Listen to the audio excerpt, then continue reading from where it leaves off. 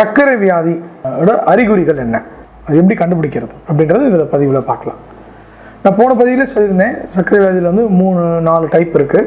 Type 1, type 2, gestational diabetes, அதாவது பிரசவ காலங்களில் வரக்கூடிய சுகர். 4வது அதர் டைப்ஸ்.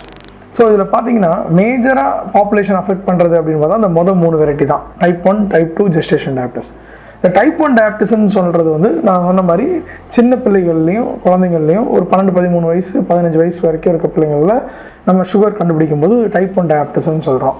ஸோ இந்த மாதிரி டைப் 1 டயபிட்டிஸ் பிள்ளைங்களுக்கு என்ன மாதிரி சிம்டம்ஸ்லாம் இருக்கலாம் அப்படின்றத நம்ம இப்போ பார்க்கலாம்.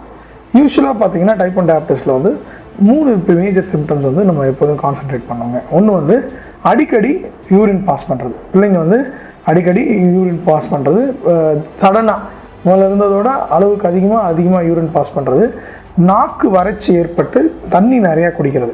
எப்போ பார்த்தாலும் நாக்கு வறட்சியாக இருக்குது, அடிக்கடி தண்ணி குடிக்கிறது, அடிக்கடி யூரின் பாஸ் பண்ணுறது, இது வந்து ஒரு காமனான கம்ப்ளைண்ட். 2வது பார்த்தீங்கன்னா பசி அதிகமாக எடுக்கிறது, அளவுக்கு அதிகமாக சாப்பிட்றது, ஆனால் வெயிட் குறைஞ்சிக்கிட்டே இருக்குது.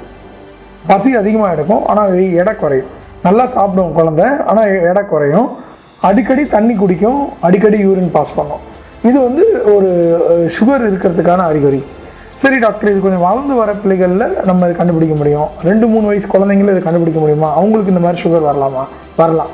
இப்போ நீங்கள் பார்த்தீங்கன்னா சின்ன பிள்ளைகளில் கொஞ்சம் இந்த பெட் வெட்டிங் கான்செப்ட்னு சொல்லுவாங்க. அடிக்கடி யூரின் பெட்டில் பாஸ் பண்ணுறது, தூங்க போகிறது இருக்க பழக்கம் இருக்கும். ஆனால் கொஞ்சம் பிள்ளைங்க பெருசாகி வளர்ந்து வரும்போது பார்த்தீங்கன்னா இந்த பெட் வெட்டிங்கிறது குறைஞ்சிரும். சடனாக திடீர்னு நைட்டில் யூரின் பாஸ் பண்ணுறது பெட்டில் அவங்கள அறியாமே அதிகமாச்சுன்னா பேரண்ட்ஸ் கொஞ்சம் விழிச்சுக்கணும். கண்டிப்பாக சுகர் இருக்கான்றதை டெஸ்ட் பண்ணி பார்க்கணும். நான் சொன்ன மாதிரி அதிகமாக தண்ணி தாகம் எடுக்கிறது, நாக்கு வறட்சி ஏற்படுறது, நல்லா உணவு உட்கொண்டாலும் எடை குறையிறது, 3வது பசி அதிகமாக எடுக்கிற தன்மை, நிறையா யூரின் பாஸ் பண்ணுறது. இந்த மாதிரி எந்த சிம்டம் இருந்தாலும் நீங்கள் கண்டிப்பாக டாக்டர் அணுகி சுகர் இருக்கா இல்லையா அப்படின்றத பிள்ளைங்க செக் பண்ணலாம்.